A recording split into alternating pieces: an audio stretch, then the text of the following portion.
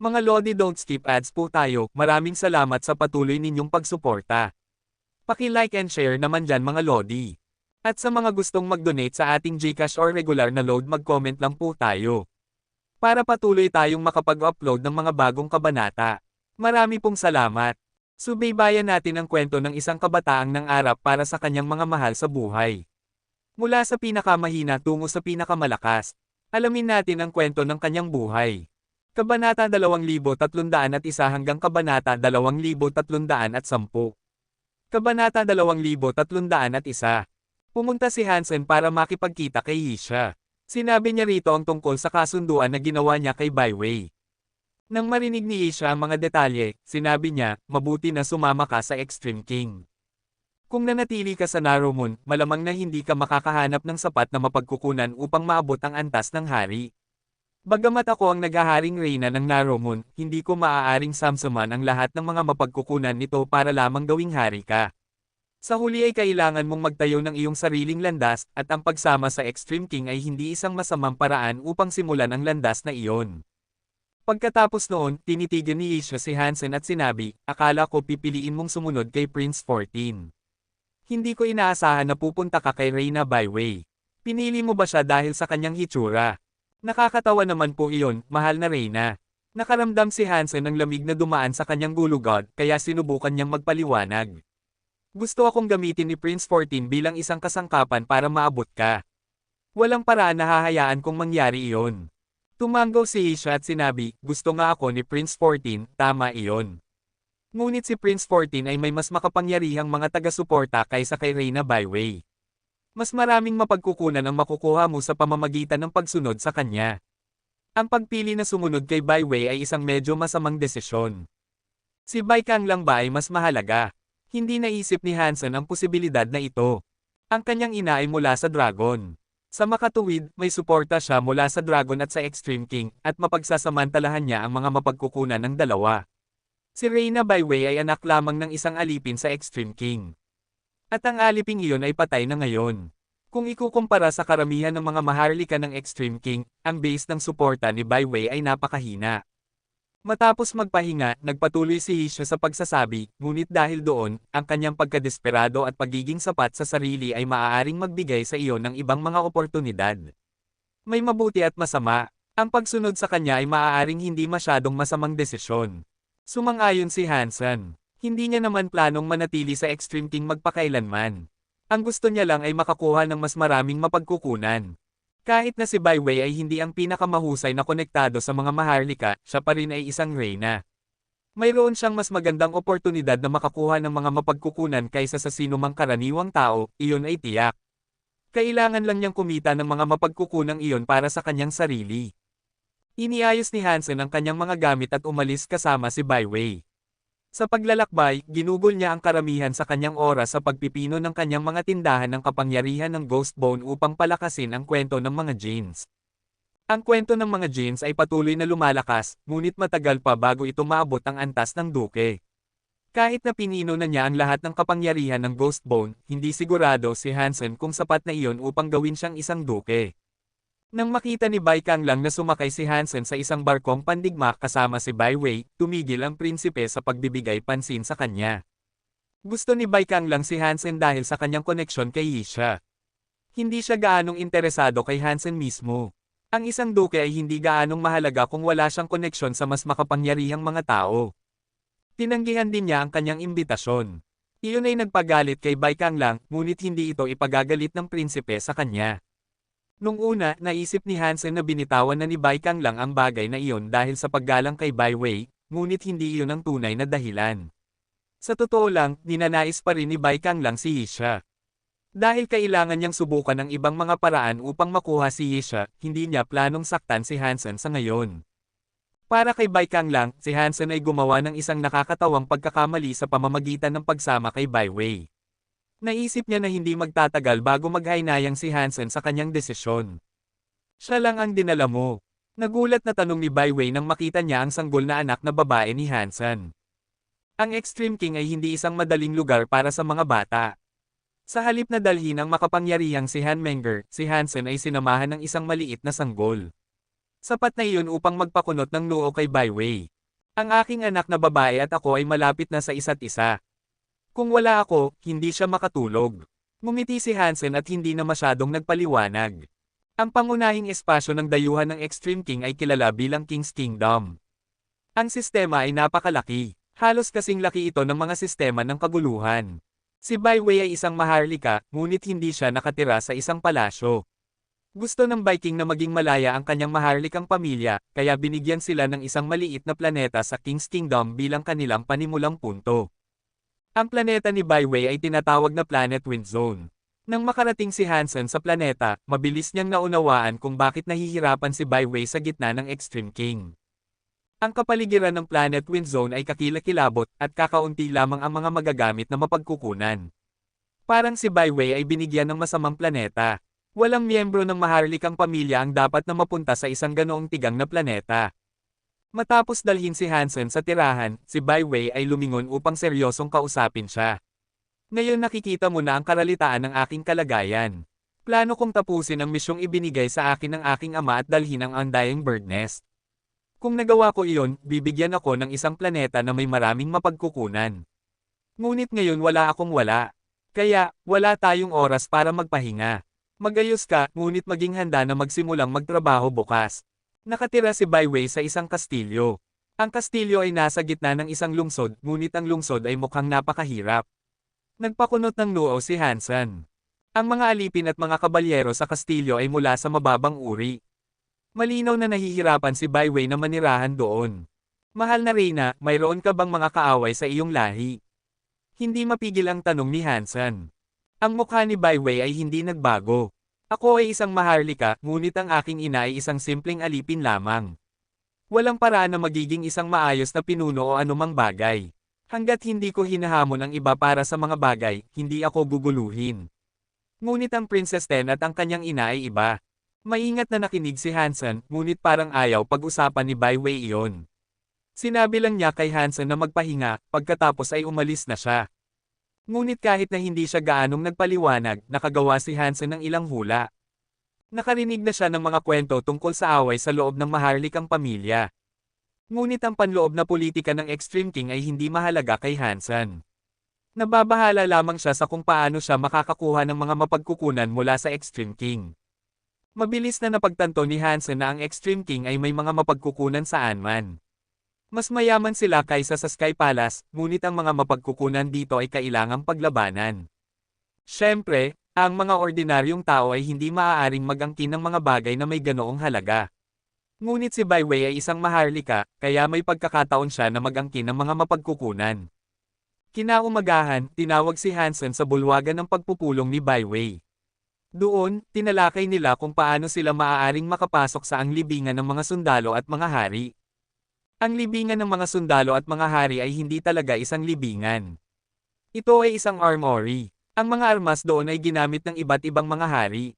Siyempre, ang libingan ay hindi lamang naglalaman ng mga Diyos na armas na ginamit ng mga hari sa pagtatapos ng kanilang buhay, kasama rin dito ang mga mahinang armas na ginamit nila noong kabataan nila. Ang mga anak ng hari ay maaaring makapasok sa ang libingan ng mga sundalo at mga hari, at kung sila ay mapalad, maaari nilang makuha ang pagsang-ayon ng ilan sa mga armas. Pagkatapos ay maaari nilang kunin ang mga armas mula sa libingan at gamitin ang mga armas bilang kanilang sarili. Ngunit upang makapasok sa lugar na iyon, ang mga anak ng hari ay kailangang magtiis ng isang pagsubok. Paulit-ulit na nabigo si Bai Wei sa pagsubok kaya hindi pa siya nakakapasok sa ang libingan ng mga sundalo at mga hari. Kabanata 2302. Sa lahat ng mga anak ng hari, bihira ang isang tulad ni Bai Wei, lalo na sa kanyang edad, na hindi pa nakapupunta sa libingan ng mga sundalo at mga hari. Hindi ito isang negatibong komento sa kakayahan ni Bai Wei. Kung siya ay pupunta sa libingan ng mga sundalo at mga hari ng mag-isa, kailangan niyang maging hindi bababa sa antas ng hari upang makapasa sa pagsubok.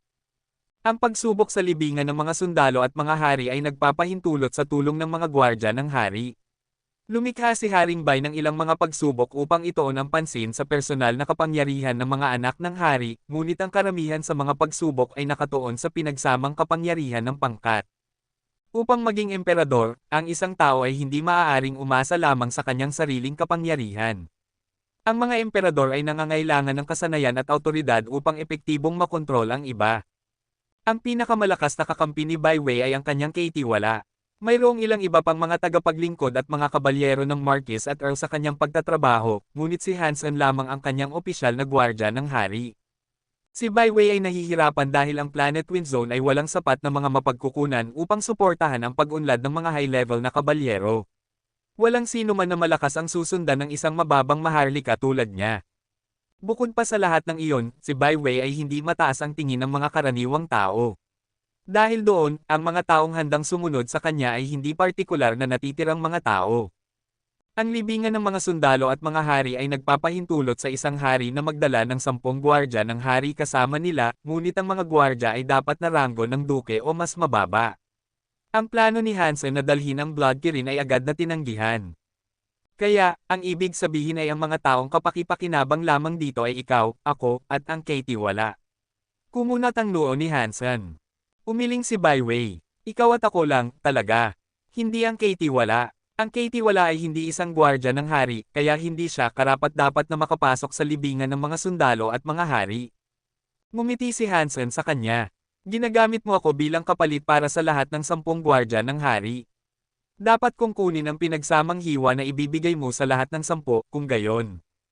Kung makapasok tayo sa libingan ng mga sundalo at mga hari, maghahati tayo ng kalahati sa mga samsam, sabi ni Bai Wei. Ang libingan ng mga sundalo at mga hari ay naglalaman ng mga armas ng mga hari. Isa lang sa mga maharlika ang maaaring kumuha ng mga gamit. Paano natin hahatiin ang ating matatagpuan? Tanong ni Hansen. Tumawa si Bai Wei. Siyempre hindi ka maaaring kumuha ng armas ng hari, ngunit ang libingan ay naglalaman ng higit pa sa mga armas ng hari. Kung hindi, ang mga prinsipe at prinsesa ay kinuha na ang lahat. Maraming mga armas ang naiwan doon upang parangalan lamang ang mga patay. Ang mga ito ay mga bihirang kayamanan, at ang mga gwardya ng hari ay bawat isa ay pinapayagang kumuha ng isa sa mga ito. Sa ganoong paraan, pareho tayong makakakuha ng isang bagay. Nang marinig na makakakuha siya ng isang bagay mula sa pakikipagsapalaran na ito, mas gamaan ang loob ni Hansen. Nagpatuloy si Bai Wei sa pagsasabi, bukod pa rito, ang libingan ng mga sundalo at mga hari ay may higit pang maya-alok kaysa sa mga armas lamang. Ang pagdaan sa libingan ng mga sundalo at mga hari ay magiging kwalipikado sa akin upang mag-aral sa hardin ng hari. Iyon ang tunay na pakinabang na hinahanap ko. Ang mga gwardya ng hari ay maaaring sumunod sa akin doon upang mag-aral, kaya dapat ay isang bagay iyon na magiging interesado ka rin. Bagaman si Hansen ay kara-rating lamang sa Extreme King, narinig na niya ang tungkol sa hardin ng hari noon pa man. Mayroong isang Diyos na puno ng hari doon, at ito ay katutubong sa kaharian ng hari. Sa araw, ang puno ng hari ay naglalabas ng hangin ng hari. Ang pagsipsip ng hangin ng hari ay maaaring palakasin ang iyong katawan at mga jin. Napakatulong nito para sa mga maharlika na gustong umakyat ng antas. Ngunit ang puno ng hari ay naglalabas lamang ng limitadong halaga ng hangin ng hari.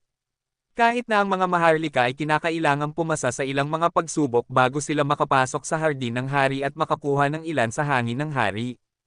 Ang pag-akses sa libingan ng mga sundalo at mga hari ay isa sa mga kinakailangan para sa pagpasok. Mayroong maraming iba pang mga kondisyon, ngunit natugunan na ni Bai Wei ang mga ito. Ang pagdaan sa libingan ng mga sundalo at mga hari ay ang tanging hamon na hindi pa nagagawa ni Bai Wei. Hindi alam ni Hansen kung ano ang magiging pagsubok sa loob ng libingan. Hindi niya may pangako kay Bai Wei na maaari niyang dalhin siya doon ng matagumpay, kaya pinlano niyang tingnan muna ito. Gayunpaman, parehong si Bai Wei at si Hansen ay nasa antas ng duke. Kumpiyansa siya na makapasok sa libingan ng mga sundalo at mga hari. Iniwan ni Hansen sina Bauer, ang Blood Kirin, at ang maliit na pulang ibon sa Planet Wind area. Pagkatapos, sina Hansen at Bai Wei ay naglakbay patungo sa libingan. Ang libingan ng mga sundalo at mga hari ay isang planeta. Nakarating sina Hansen at Bai Wei sa isang istasyon ng kalawakan sa orbit sa itaas ng planeta, at nakumpleto ni Bai Wei ang dokumentasyon habang naghihintay si Hansen sa lobby. Ang mahirap na reynang ito. Kailangan niyang gawin ang lahat ng mag-isa. Bumantong hininga si Hansen. Ipinikit niya ang kanyang mga mata at sinubukang magpahinga ng kaunti. Ngunit bigla niyang naramdaman na may papalapit. Maraming tao ang pumapasok at lumalabas sa lobby, ngunit ang presensya ng taong iyon ay nakakuha ng atensyon ni Hansen. Iminulat niya ang kanyang mga mata. Isang 20 taong gulang na lalaki na may ordinaryong mukha ng Extreme King. Napakatahimik ng kanyang mga mata. Ang kanyang buong katawan ay parang isang kutsilyo na maaaring bunutin mula sa isang kaluban. Ang lalaki ay dumiretso kay Hansen. Huminto siya sa harap ni Hansen, ang kanyang titig ay diretso. Ikaw ba si Hansen? Ako nga. Ano ang iyong pangalan? Tanong ni Hansen na may pag-aalala. Kaka-rating lang niya sa Extreme King, ngunit may naghahanap na sa kanya. Baywatch ang? Seryosong sagot ng binata. Nang marinig ang pangalang iyon, nagulat si Hansen. Naisip niya, ang pangalang ito ay isang bomba. Interesante kung sino ang henyo na nagpasya na bigyan ang kanyang anak ng ganoong kahangahangang pangalan. Hindi ba nila natatakot na maaaring mamatay ang kanilang anak? Hindi pinansin ni Baywatch ang pag-aalinlangan ni Hansen. Ikaw ba ang Hansen na kaanib sa Lone Bamboo? Ang isa na may titulong master ng kutsilyo at espada. Ako nga ang Hansen iyon, ngunit ang titulong iyon ay isang pangalan lamang na ginagamit ng mga tao upang pagtawanan ako. Hindi mo ito dapat seryosohin, sabi ni Hansen. Tumango si Baywatch ang. Mabuti iyon, basta ikaw iyon. Gusto kong makipaglaban kay Lone Bamboo, ngunit hindi ko pa nagagawa. Dahil nandito ka na, lalabanan kita muna. Kumuha si Baywatch ang ng isang card mula sa kanyang bulsa at ibinigay ito kay Hansen. Kunin mo ang card na ito. Hihintayin kita sa loob bukas ng gabi. Pagkatapos noon, hindi na hinintay ni Baywatch ang na sumagot si Hansen. Umalis na lamang siya. Ano ito? Hindi ko man lang siya nasagot. Gusto sanang tawagin ni Hansen si Baywatch ang, ngunit nang humakbang siya, napagtanto niyang wala na ang lalaki. Lumabas na siya sa lobby at iniwan ang istasyon ng kalawakan. Sino ang lalaking iyon? Tiningnan ni Hansen ang card sa kanyang kamay na ipinapalagay na ito ay isang calling card. Ito ay isang itim na card na may puting teksto na nagsasabing, Baywatch ang. Wala nang iba, wala itong sinabi tungkol sa posisyon ni Baywatch ang sa gitna ng Extreme King. Tiningnan ni Hansen ang card sa kanyang mga kamay. Lumapit sa kanya si Byway, matapos ang kanyang papeles, ngunit lumaki ang kanyang mga mata nang makita niya ang card. Saan mo nakuha iyan? May isang lalaki na nagngangalang Baywatch ang. Lumapit siya at binigyan ako ng card na ito, at pagkatapos ay umalis na siya, sabi ni Hansen habang hawak ang card. Mukhang malungkot si Byway. Mabilis niyang tinanong, hahamunin ka ba niya? Sa tingin ko ay oo, sabi ni Hansen na tumango. Masama ito. Paano niya nalaman na nandito ka? At bukod pa doon, may lakas ng loob siyang lumapit at huminin ka. Dapat ay bahagi siya ng plano ng ibang tao, sabi ni Byway habang kinakagat ang kanyang mga labi. Sino ang Baywatch ang na ito? Sikat ba siya? Walang pakialam na tanong ni Hansen. Bumantong hininga si Byway at sinabi, siya ang aking kapatid, at siya ay isang prinsipe. At siya ang anak ng Emperatrice. Ngunit hindi tulad ng karamihan sa mga prinsipe, kaunti lang ang kanyang awtoridad. Gusto niya lamang na umakyat ng antas. Kahit na ang ama ay nagsasabi na siya ay isa sa ating mga pinakatalented na prinsipe. Mahirap hulaan kung paano siya lalago sa mga susunod na taon. Kabanata 2303. Si Baywatch ang ay may kakaibang personalidad, kaya hindi kailanman pinlano ni ama na hayaan siyang maghari. Mahal na mahal pa rin niya siya, syempre.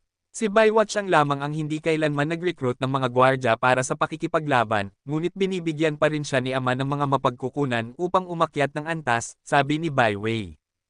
Inaalagaan niya siya ng ganoon. Hindi ba may inggit ang ibang mga anak? Gulat na tanong ni Hansen. Higit pa sila sa inggit, ngunit wala sa kanila ang makakagawa ng kahit ano tungkol dito. Si ama ay talagang may pagkiling kay Baywatch ang, at siya ang anak ng Emperatrice. Ang prinsipe ay ang kanyang nakatatandang kapatid na magkapareho ang mga magulang. Kahit na siya ay isang estudyante lamang ng isang pambansang guro, ang iba ay kailangang mag-isip ng mabuti bago ipagsapalaran ang isang pakikipaglaban sa kanya, sabi ni Byway. Sino ang pambansang guro? Hindi gaanong alam ni Hansen ang panloob na gawain ng lipunan ng Extreme King. Ang pangalan niya ay Guyuan. Nang sabihin ni Byway ang pangalan, binaba niya ang kanyang boses. Mukhang hindi siya komportable sa pag-uusap tungkol sa kanya. Marami ka pang maririnig tungkol sa kanya mamaya. Anuman, huwag mong tanggapin ang hamon ni Baywatch ang kahit anuman ang gawin mo, sabi ni Byway. Hindi ko naman planong labanan siya. Umiling si Hansen at tumawa. Walang paraan na tatanggapin niya ang isang hamon na ipinakita sa kanya sa ganoong paraan. Magiging sayang lamang iyon ng oras. Bumantong hininga si Byway at sinabi, mabuti naman. Tapos na ang lahat ng papeles, kaya tara na. Habang umaalis sila sa istasyon ng kalawakan at papunta sa libingan ng mga sundalo at mga hari, isang babae ang nakaupo sa control room, pinapanood sina Hansen at Byway sa pamamagitan ng isang camera feed. Napakaganda ng babae. Ang pagtingin lamang sa kanya na nakaupo doon ay sapat na upang magbigay sa mga tao ng isang pakiramdam ng kaligayahan. Maaaring hindi siya kasing ganda ng mga babaeng tulad ng Fox Queen, ngunit ang kanyang itsura ay napaka-cold at napakamatalino. Nakakamangha. Parang ang lahat sa mundo ay sumasalamin sa kanyang mga mata na parang lawa. Ang kapitan ng istasyon ng kalawakan ay nakatayo sa tabi ng babae. Sumandal siya sa kanya at nagsalita sa isang malandi na tinig, "Miss Mirror, maaari mong sabihin sa akin ang anumang bagay. Gagawin ko ang anumang naisin mo. Gusto ko lang manatili dito ng tahimik. Pwede ba, kapitan?" Nakangiting sagot ng babae. Siyempre, ano pa ang hinihintay ninyo? Lumabas. Magmadali. Kumilos ng mas mabilis. Mabilis na pinalayas ng kapitan ang bawat manggagawa na naroon sa control room. "Miss Mirror, may iba pa ba?" Matapos palayasin ng kapitan ang lahat ng manggagawa, tumayo siya sa harap ng babae, nakangiting sunod Sonyerin. Tiningnan lamang ng babae ang ngiti ng kapitan. Wala siyang sinabi. Bahagyang bumagsak ang mukha ng kapitan habang naunawaan niya ang ibig sabihin ng babae. Bumalik siya sa pinto, ngumiti, at yumoko. "Pakihinga po, Miss Mirror. Hihinto na ako sa pag-istorbo sa inyo." Matapos siyang makalabas ng pinto, maingat na isinara ng kapitan ang pinto sa likuran niya nang walang anumang ingay. Ayaw niyang istorbohin ang babae. Ang babae na lamang ang natitira sa control room. Eleganting nakaupo siya doon, ngunit masyadong nakatuon siya para magmukhang casual. Siya ang pangunahing halimbawa ng kung ano ang dapat na itsura ng isang babae. Byway, bakit mo ginagawa ito?" Tiningnan ng babae si Byway na papunta sa libingan ng mga sundalo at mga hari. Bumantong hininga siya at umiling. Hindi nagtagal, ibinaling ng babae ang kanyang atensyon kay Hansen na naglalakbay kasama si Byway. Pagkaraan ng ilang sandali, nagsalita siya sa sarili. Ang Knife Queen ng Narrowmoon ay sa wakas ay kumuha ng isang estudyante. Nagsanay siya sa Sky Palace sa loob ng ilang taon. Bumalik siya sa Narrowmoon nang siya ay maging Marquis, at pagkatapos ay naging isang backup knight para sa Ice Blue Knight sa mga sistema ng kaguluhan. Nakatanggap siya ng isang Diyos na balahibo mula kay Kung Fei. Ang kanyang mga kalagayan ay naging kanais-nais, ngunit mahina ang kanyang potensyal. Ang mga crystallizers ay isang mababang lahi na umaasa sa mga kapangyarihan ng iba. Mahina ang kanilang sariling mga kapangyarihan, at hindi maganda ang kanilang mga gene. Mahirap para sa kanila na maging Diyos. Maaaring maganda ang pakiramdam para kay Byway na may kasama siya, ngunit ang paggamit sa kanya bilang isang gwardya ng hari ay magiging masyadong maraming pagsisikap para sa mga hindi magagandang resulta. Sinundan ni Hansen si Byway patungo sa libingan ng mga sundalo at mga hari. Ang buong planeta ay isang sementeryo, at ang mga lapida ay sumisibol mula sa lupa saan man sila tumingin. Ngunit ang inilibing sa lupa ay hindi mga nilalang o mga bagay, ang mga ito ay mga dayuhan na armas. Hindi talaga interesado si Hansen sa mga dayuhan na armas na iyon. Mayroon na siyang isang Diyos na Thunder God Spike at ang kanyang Ghost Teeth Knife. Hindi talaga siya interesado sa mga ordinaryong armas na kayamanan. Mas gugustuhin pa niyang makahanap ng isang kaluluwa ng hayop na nasa antas ng Diyos.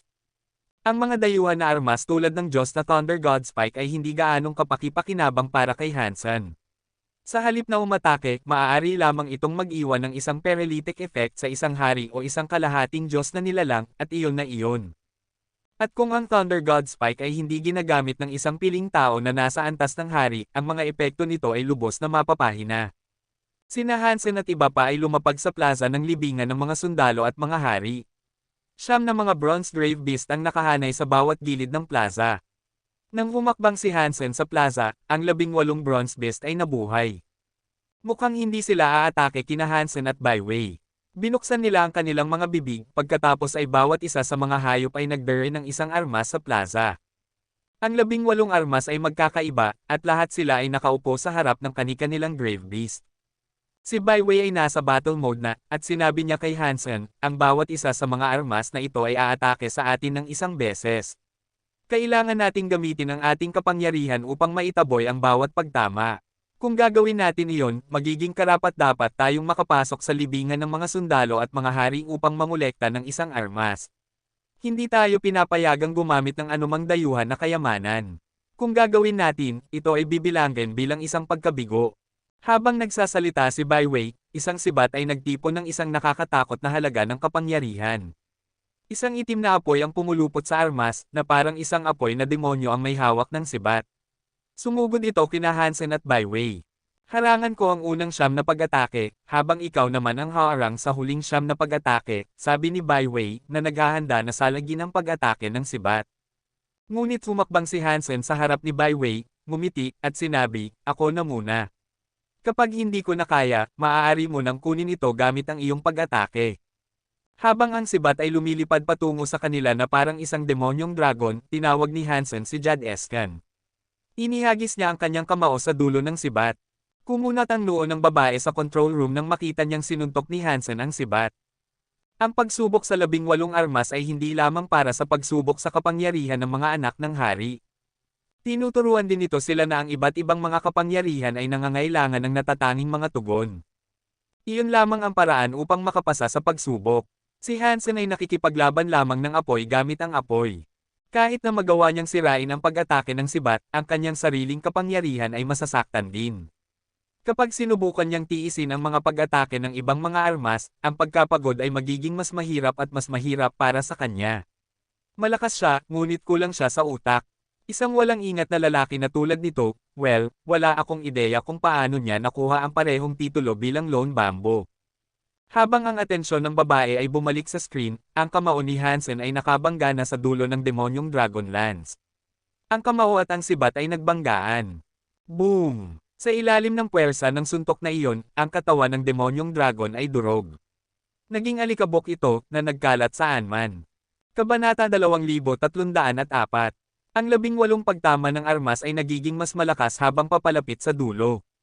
Ang unang tama ay halos nasa antas ng isang ordinaryong duke level na sumusuntok ng buong lakas. Ipinapalagay ko na ang isang ordinaryong duke ay maaaring durugan ang sibat gamit ang lakas. Hindi naman masama ang kanyang fitness, kung gayon. Naisip ng babae sa control room na siya ay medyo mapagbigay nang tukuyin niya si Hansen bilang hindi masama. Ang antas na iyon ng fitness ay karaniwan para sa mga tao ng Extreme King. Kahit si Byway, na naging duke pa lamang, ay marahil ay makakagawa ng parehong bagay gamit ang kanyang Extreme King Punch. Ang pag-atake ni Hansen ay hindi isang napakakaibang bagay para makita ng babae. Gustong-gusto ng babaeng iyon ang matatalino at matapang na mga lalaki. Hindi niya gusto ang mga walang ingat na lalaki na nakikipaglaban ng walang higit pa sa lakas ng kalamnan. Naniniwala ang babae na ang kapangyarihan ay maaaring mapataas sa maraming iba't ibang paraan. Kung ang katalinuhan at emosyon ng isang tao ay mahina, gayunpaman, magiging mahirap para sa kanila na maging malakas. Ang suntok ni Hansen ay nakabasag ng isang sibat, at kaagad pagkatapos, isa pang armas ang lumilipad patungo sa kanya. Ang mga pag-atake ay hindi man lang nagbigay sa kanya ng isang segundo upang huminga. Ang kanyang umaatake ay isang kutsilyo sa oras na ito, at nang ang kutsilyo ay sumugod patungo kay Hansen, kinuha nito ang imahe ng isang tigre na handa nang lumunin ang mundo. Umijing ito habang papalapit kay Hansen. Pang! Sinuntok ni Hansen, sinira ang pag-atake ng tigre ng kutsilyo. Ang malakas na banggaan ng mga kapangyarihan ay hindi man lang nag-iwan ng sugat sa makapangyarihang kamao ni Hansen. Kumikinang pa rin ito na parang puting jade. Ang 18 armas ay umaatake kay Hansen, isa-isa. Ang bawat armas ay may sariling espesyal na kapangyarihan, ang sibat ay tumpak, habang ang kutsilyo ay malakas. Susunod ay isang espada na maaaring magdulot ng matinding sakit. Ang bawat pagtama mula sa bawat armas ay ginawa sa isang napaka-skilled at mahusay na paraan. Karaniwan, ang mga prinsipe at prinsesa ay maaaring pumili na makipaglaban ng mag-isa o hayaang makipaglaban ang kanilang mga gwardya para sa kanila.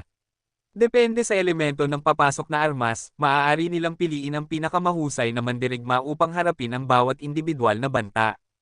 Ngunit hindi pinansin ni Hansen ang kahusayan.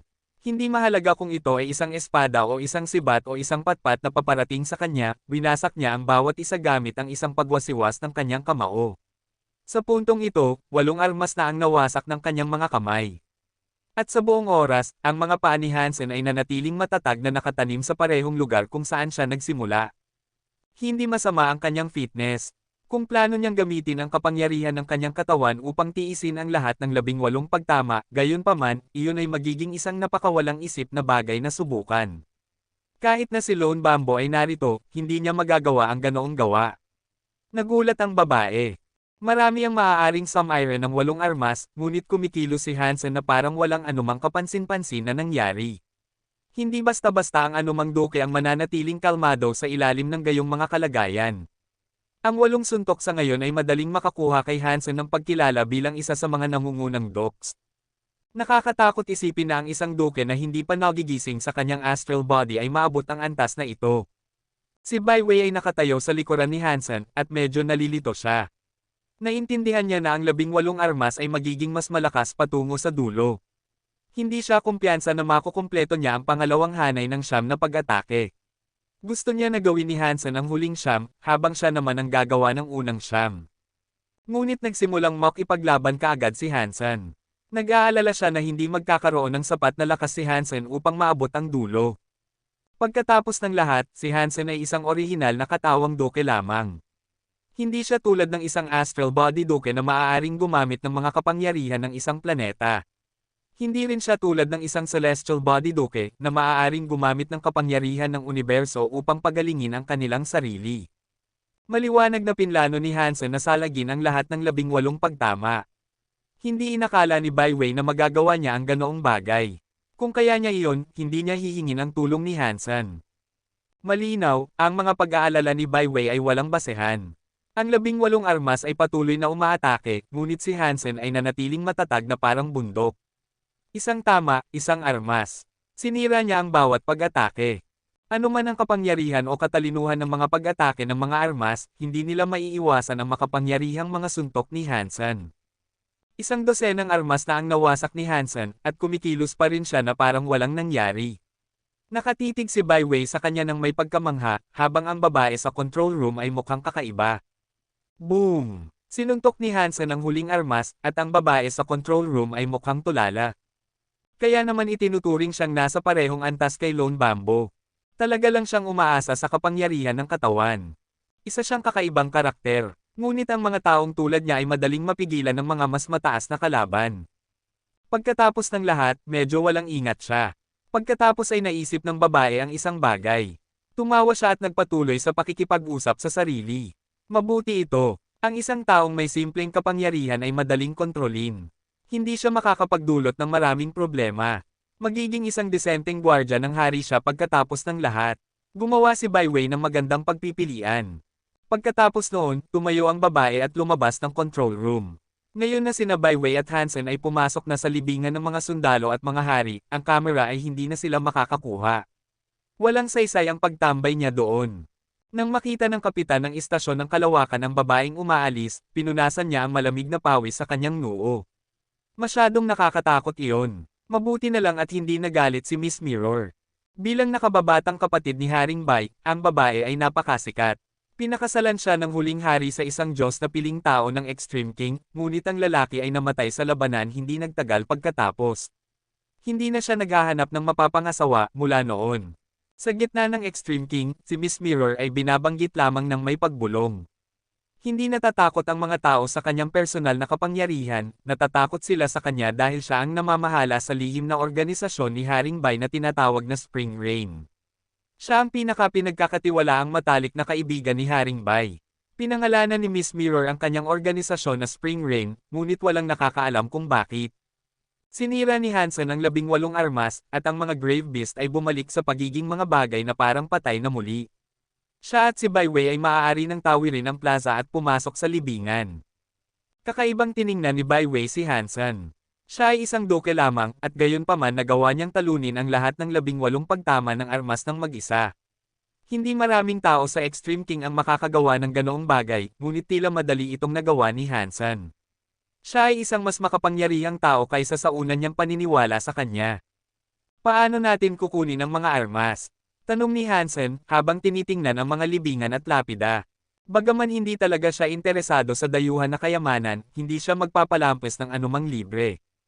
Tumingin si Baiwei sa likuran, pagkatapos ay sinulyapan ang mga libingan sa paligid nila. Sinabi niya, ang mga libingan na may simbolo ng korona na inukit sa kanila ay ang mga libingan na pag-aari ng isa sa maharlikang pamilya. Hindi mo maaaring kunin ang mga armas na inilibing doon. Gayunpaman, ang mga armas ng anumang ibang libingan ay maaaring kunin. Itulak mo lang ang libingan at kunin ang armas sa loob. Ganoon lang kadali. Tanong ni Hansen, hindi kumbinsido. Umiling si Baiwei. Hindi ganoon kadali, tama ka. Hindi natin alam kung sino ang inilibing sa bawat libingan. Dahil doon, hindi natin alam kung aling mga libingan ang may magagandang armas. Kapag itinulak mo na ang libingan, hindi na mahalaga kung maganda o masama ang armas sa loob, kailangan mo pa rin itong kunin. Walang pagpapalit, isang pagkakataon lang ang mayroon ka. Nakakahiya na wala akong isang tao tulad ni Mr. White. Tiyak na makakalkula niya kung aling libingan ang may Diyos na armas. Sa kasong iyon, mapipili ko ang isang bagay na higit pa sa simpleng swerte. Matapos magpahinga, nagpatuloy si Baiwei sa pagsasalita. Sa kabutihang palad, naparito tayo upang makakuha ng akses sa hardin ng hari.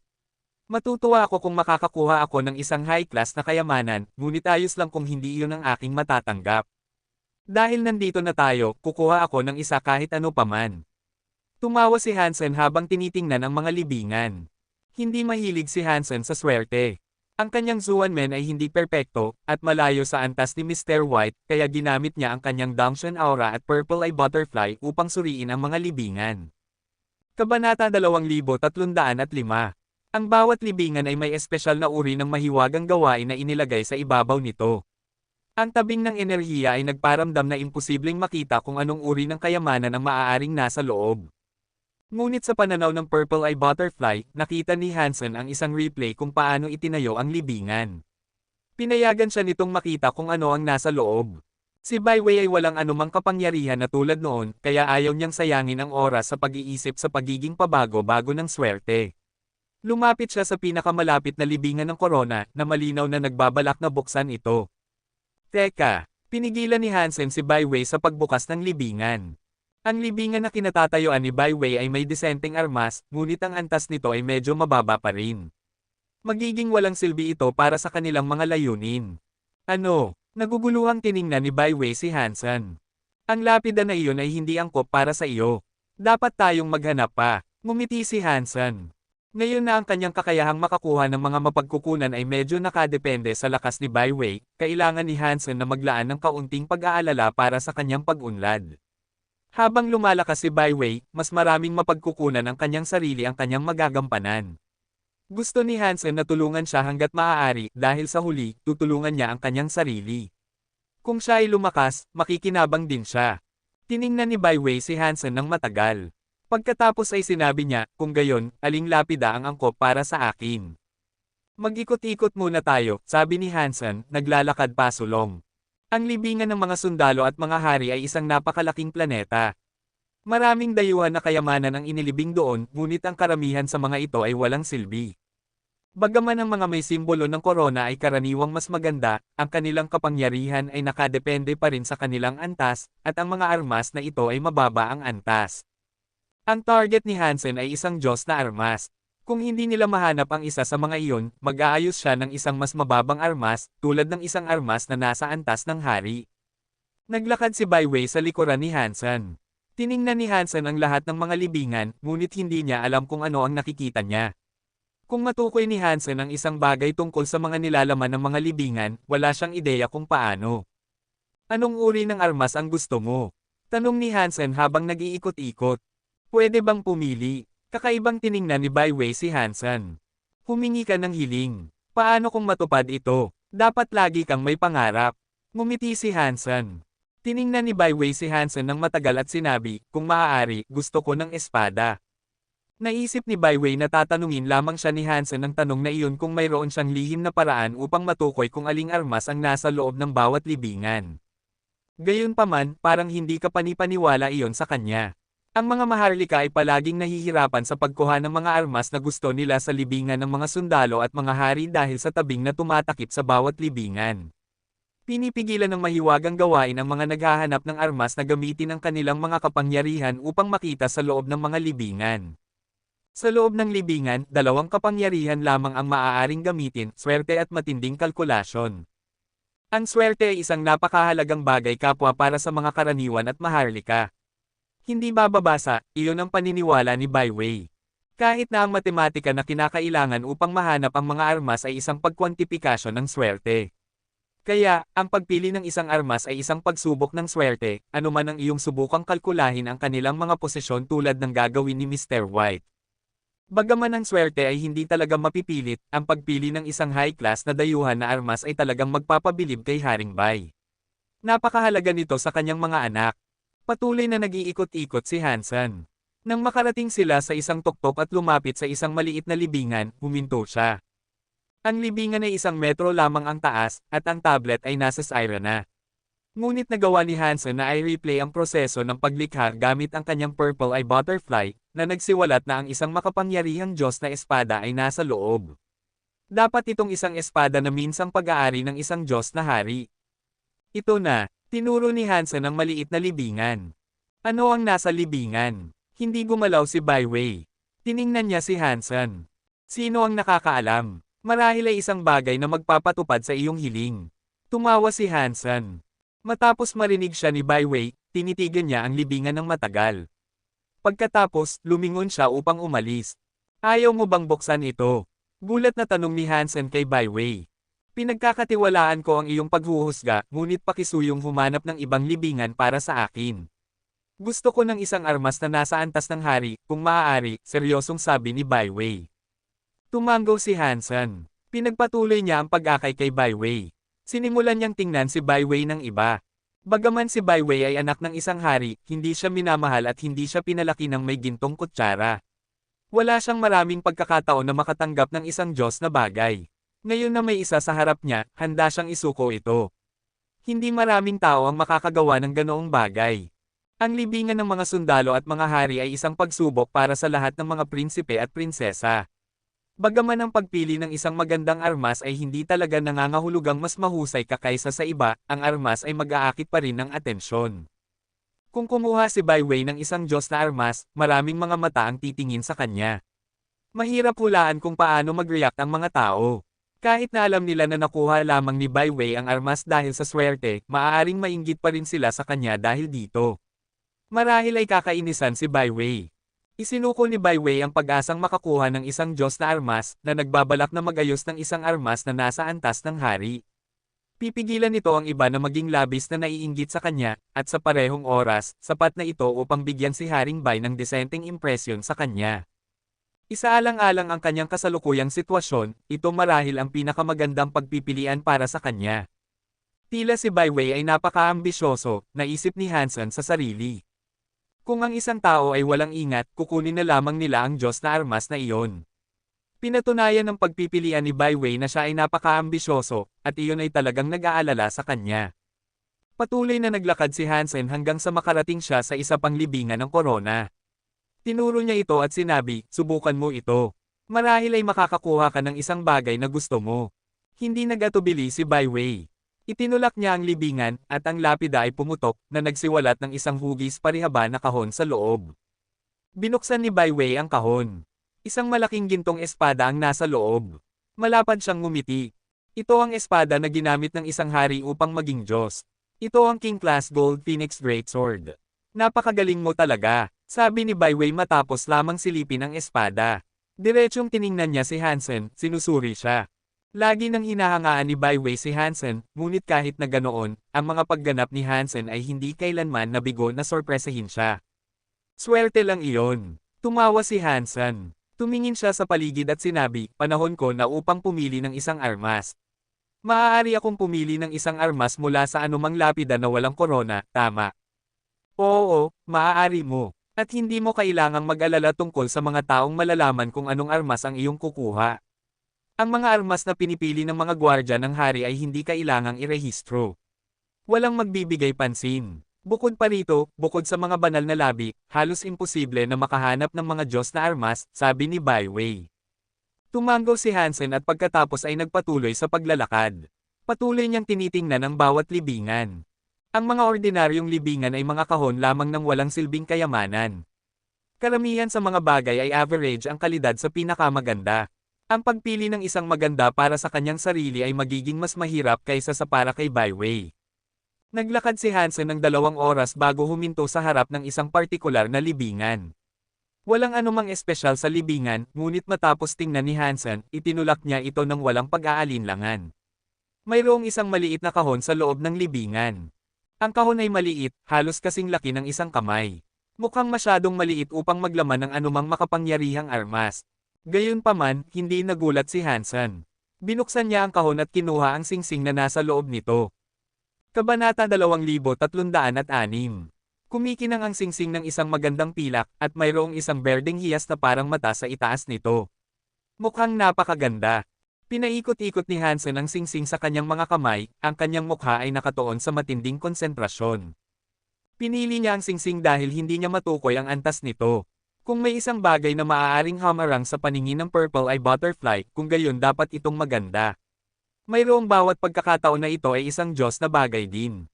Hindi gaanong nababahala si Hansen sa mga kahihinatnin tulad ng kay Baiwei, kaya kinuha niya kaagad ang singsing na ito. Ngunit habang nilalaro ni Hansen ang singsing, napagtanto niyang hindi niya ma-activate ang anumang kapangyarihan na taglay nito. Sinubukan ni Hansen na i-trigger ito sa pamamagitan ng pagpapadala ng kanyang sariling kapangyarihan sa singsing, ngunit walang tugon. Parang isang ordinaryong laruan. Bakit may singsing dito? Anong antas ito? Nang makita ang singsing, hindi mapigilan ni Baiwei na kumunat ang noo.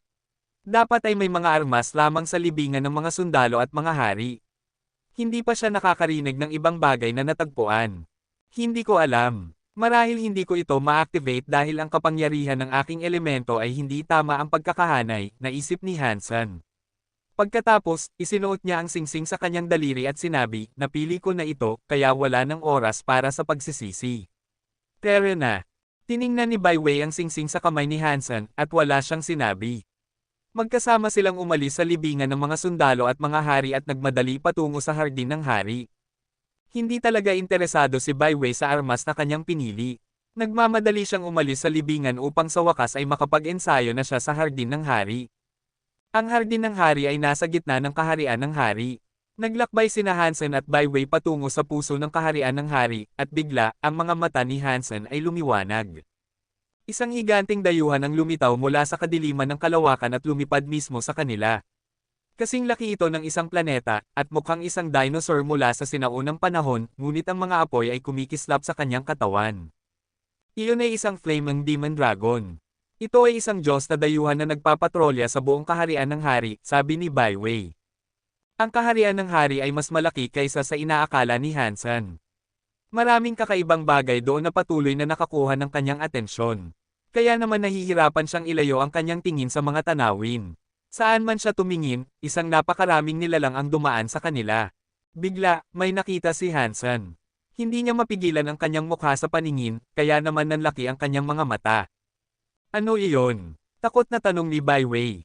Nakita na niya si Hansen sa lahat ng uri ng mapanganib na sitwasyon noon, ngunit hindi pa siya nakakagawa ng ganoong mukha. Ano iyon? Tanong ni Hansen, tinuturo ang nasa harap nila. Tinuro ni Hansen ang isang lugar sa sistema na walang siklo ng araw o gabi. Mayroong isang higanting gusali na mukhang isang bituin, ngunit sa halip na manatili sa isang planeta, ang buong gusali ay nakasabit sa kalawakan. Ito ay isang sinaunang tore. Nakasabit ito sa kalawakan, parang isang kakaibang anino. Napakatanda, mahiwaga, at malamig nito. Parang hindi ito kabilang sa mundong iyon dahil hindi ito tumutugma sa anumang bagay sa paligid nito. Ang tore ay gawa sa itim na mga bato, at mayroon itong 7 palapag. Isang itim na kampana ang nakasabit sa bawat sulok ng tore, ngunit ang mga kampana ay hindi tumutunog, parang nagyayelo sila. Nakasabit silang ganap na walang galaw, mukhang patay na. Hindi ang kakaibang hitsura ng tore ang nagulat kay Hansen, nahuli siya sa bantay sa katotohanan na ang tore ay eksaktong kapareho ng tore ng tadhana. Ngunit ang tore na ito ay gawa sa itim na mga bato, habang ang tore ng tadhana ay gawa sa metal. Ang lahat ng iba pa ay pareho, gayunpaman. At nang makita ni Hansen ang salitang, tadhana, na nakasulat sa gilid ng tore, nanikip ang kanyang tiyan. Ang salita ay hindi rin nakasulat sa karaniwang wika ng Geno Universe. Nakasulat ito sa isa sa mga sinaunang wika ng alyansa. Sinundan ni Baiwei ang daliri ni Hansen patungo sa lumang tore na nakasabit sa kalawakan. Matapos ang isang pagpost, sinabi niya, iyon ang ating banal na tore. Ang mga taong nakagawa lamang ng mga kamangha-manghang gawa ay pinapayagang mag-aral doon. Banal na tore. Naguguluhang tiningnan ni Hansen si Baiwei, umaasang maipaliwanag niya. Umiling si Baiwei. Hindi ko gaanong alam ang tungkol sa banal na tore. Alam ko lang na ito ay napakahiwaga. Ang sino mang pumapasok dito ay magiging mas malakas kapag lumabas sila. Ngunit ang mga nasa Extreme King lamang na nakagawa ng mga kamangha-manghang gawa ay pinapayagang pumasok, at walang sino mang bumabalik mula sa tore ang nagsasalita tungkol sa kanilang nakita sa loob. Hindi ko alam kung ano ang nasa loob. Matapos magpahinga, sinabi ni Byway, narinig ko na mayroong isang mahiwagang Gino art doon. Ito ay isang makapangyarihang art na nagbibigay ng malaking tulong sa sino mang matuto nito. Ngunit ang mga taong pumapasok ay karaniwang lumalabas na natuto ng iba't ibang Gino art. Mahirap hulaan kung ano talaga ang nangyayari sa tore, at mga chismis lamang ito. Hindi ko alam kung gaano kay-totoo ang mga ito. Ang mga pumapasok lamang ang makakaalam kung ano ang nasa loob. Isang bagay ba iyon na iniwan ng isang ninuno ng Extreme King? Tanong ni Hansen, sinusubukang pigilan ang kanyang pagkagulat. Sa tingin ko hindi. Sinasabi ng mga alamat na ang banal na tore ay umiiral na ng matuklasan ang kalawakan ng kaharian ng hari. Pareho ito sa White Jade ng Sky Palace. Walang nakakaalam kung bakit sila umiiral. Ang tore ng tadhana ba na ito ay konektado sa aking tore ng tadhana? Batay sa aking natutunan sa kasaysayan dito, nang lumitaw ang banal na tore ng Extreme King, dapat ay walang mga tao pa. Bakit may teksto ng alyansa sa tore, kung gayon? Hindi mapigilan ni Hansen ang pag-iisip tungkol dito, ngunit hindi niya ito maunawaan. Gustong-gusto ni Hansen na pumasok sa tore upang tumingin, ngunit hindi siya papayagang makalapit man lang sa tore. Ginamit niya ang lahat ng kanyang lakas ng loob upang pigilan ang pagtitig sa sinaunang tore na iyon. Upang ma-distract ang sarili, ibinalik niya ang kanyang atensyon sa Hardin ng Hari. Ang Hardin ng Hari ay hindi isang planeta, ngunit isang piraso ng lupa na lumulutang sa kalawakan. Mukhang mas malaki at mas laki ito kaysa sa isang planeta.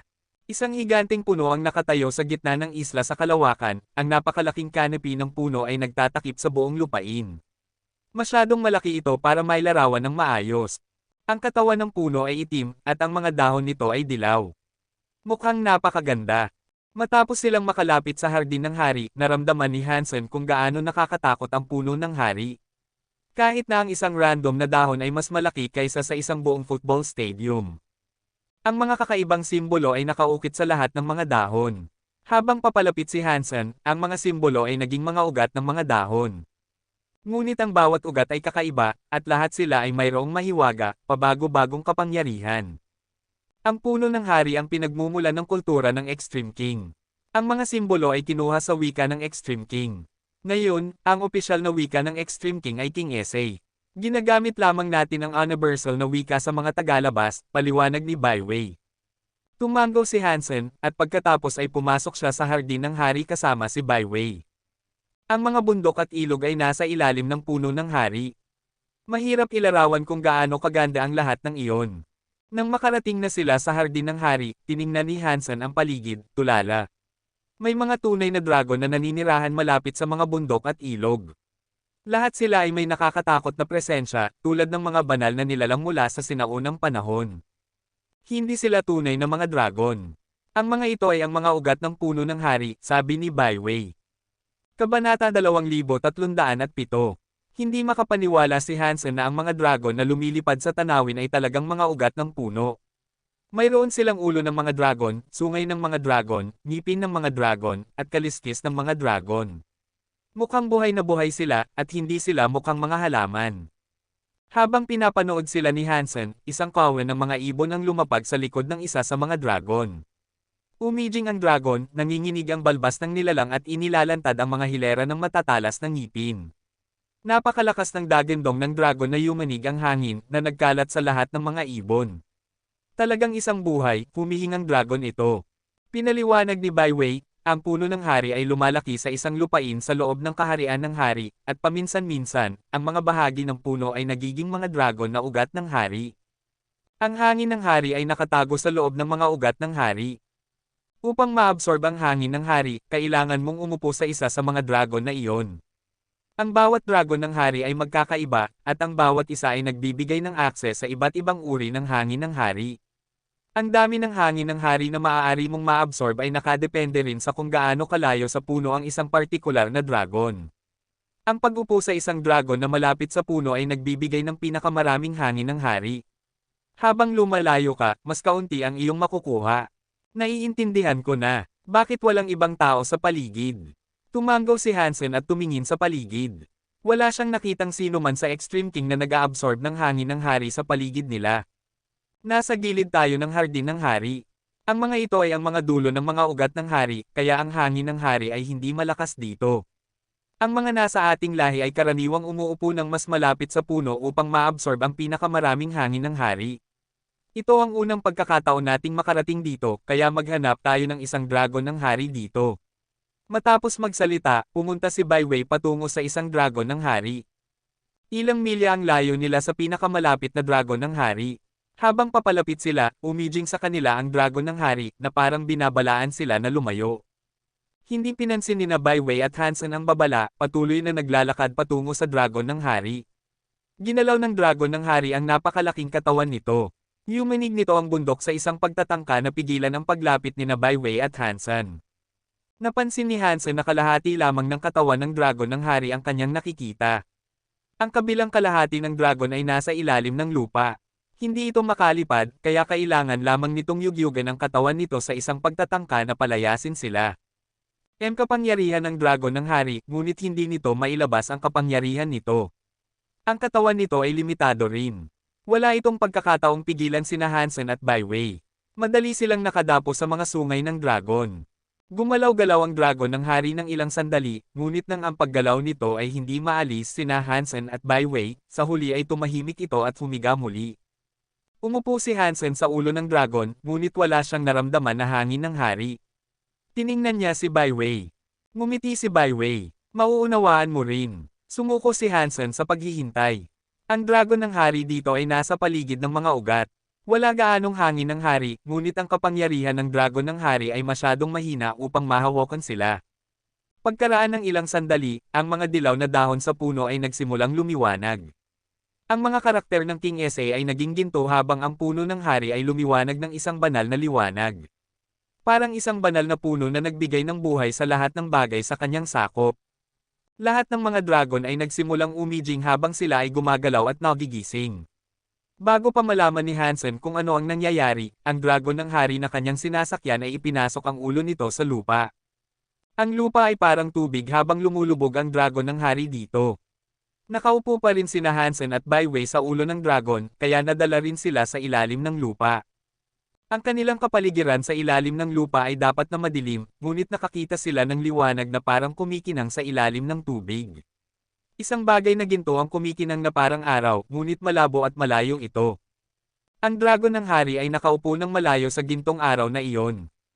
Hinarap nito ang gintong araw, binuksan ang bibig ng dragon, at nagdere ng isang dragon orb.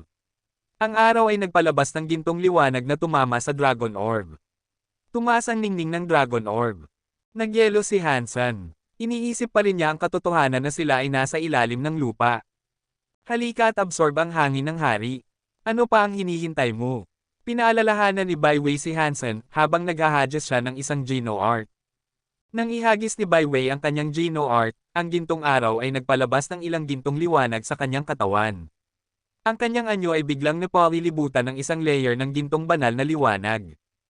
Ihinigas ni Hansen ang kwento ng mga genes upang subukang absorb ang gintong liwanag na iyon. Nakaramdam siya ng isang bagay na mainit na pumapasok sa kanya, na pinagsasama sa kanyang pakiramdam ng pagiging, ngunit wala gaanong dami nito. Ang pagpipino ng kanyang kapangyarihan ng Ghost Bone ay magiging mas mabilis. Ang mga binti ng isang lamok ay karne pa rin, kaya ginawa ni Hansen ang kanyang makakaya upang absorb ang hanggat maaari sa gintong liwanag na iyon. Ngunit pagkaraan ng isang oras, kinuha ng dragon ng hari ang dragon orb nito. Umijing ito at dinala sila pabalik sa ibabaw. Wala gaanong hangin ng hari, at kulang tayo ng oras upang absorb ito. Umiling si Hansen. Ang dragon ng hari na ito ay bahagi ng panlabas na bahagi ng puno ng hari. Upang makalapit sa pulso ng hari at gawin itong mas matagal, kailangan mong maghanap ng isang dragon ng hari na konektado sa pangunahing mga ugat, sabi ni Byway. Kung gayon, ano pa ang hinihintay natin? Gustong-gusto ni Hansen na maghanap ng pinagmumulan ng mas dalisay na kapangyarihan. Ang pangunahing mga ugat ay karaniwang kinukuha na. Kung lalapit tayo, kailangan nating makipaglaban sa iba para dito. Bumantong hininga si Byway. Dapat ay may ilan sa kanila na huli na ang dating, sabi ni Hansen. Umiling si Byway. Dito, ang kapangyarihan ang tuntunin na namamahala sa lahat. Kung mayroon kang kapangyarihan, maaari mong kunin ang anumang naisin mo. Kung wala kang kapangyarihan, kailangan mong gumamit ng isang ordinaryong balbas. Maaari mong gawin ang anumang gusto mo, hanggat hindi ka pumapatay ng sinuman. Ang inyong amang iyon ay hindi gaanong maalaga. Hindi ba niya tinatrato ng mas mabuti ang mga anak na babae? Nalulungkot na tumingin si Hansen. Hindi, walang pag-iisip na sumagot si Baiwei. Kung gayon, kailangan talaga nating kunin ang ating gusto, sabi ni Hansen.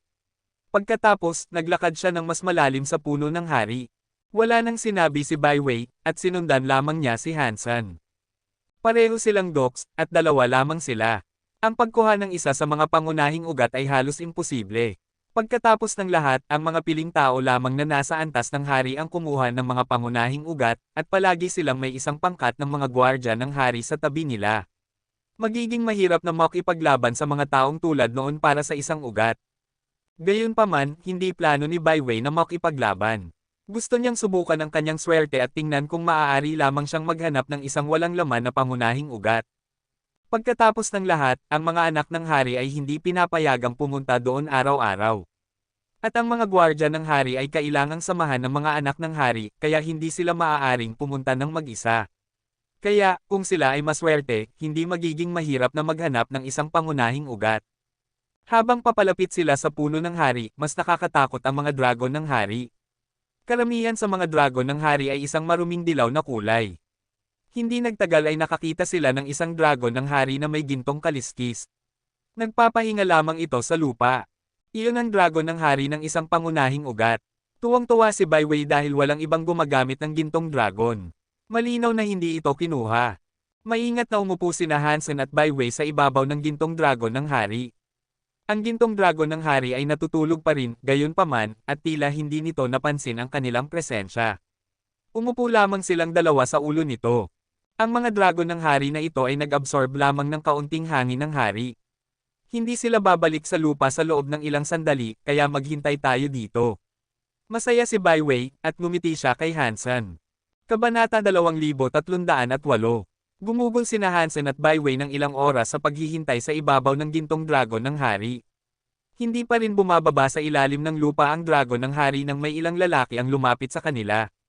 Iyon ay nagparamdam kay Baiwei na medyo kinakabahan. Dahil mas mahusay ang mga mata ni Hansen kaysa kay Baiwei, alam niya kung sino ang paparating. Ang tanawin ay nagparamdam sa kanya na kumunat ang noo. Ang pinuno ng grupo ay walang iba kundi si Prince 14 Baikang lang. Ang mga taong sumusunod sa kanya ay dapat na ang kanyang mga gwardya ng hari. May apat sa kanila, dalawa sa lahi ng Lane, isang Gana, at isang babae ng Extreme King. Ang apat na gwardya ay may nakakatakot na aura. Dapat silang hindi bababa sa antas ng hari, at bukod pa doon, ang babaeng Extreme King ay pamilyar kay Hansen. Ngunit nang tumingin ng mas malapitan si Hansen, napagtanto niyang hindi niya talaga kilala ito. Kapatid na 14. Nang makita ni Baiwei si Baikang lang, namutla ang kanyang mukha. Masyadong mahina siya para makipagkompetensya kay Baikang lang, at alam niya iyon. Lumapit si Baiwei sa kanya at yumuko. Pagbati, kapatid na 14. Tiningnan ni Baikang lang si Baiwei. Iwinagayway niya ang kanyang kamay. Dahil may access ka na sa hardin ng hari, ikaw ay isang karibal ko na lamang. Hindi na kailangan na maging magalang ka pa.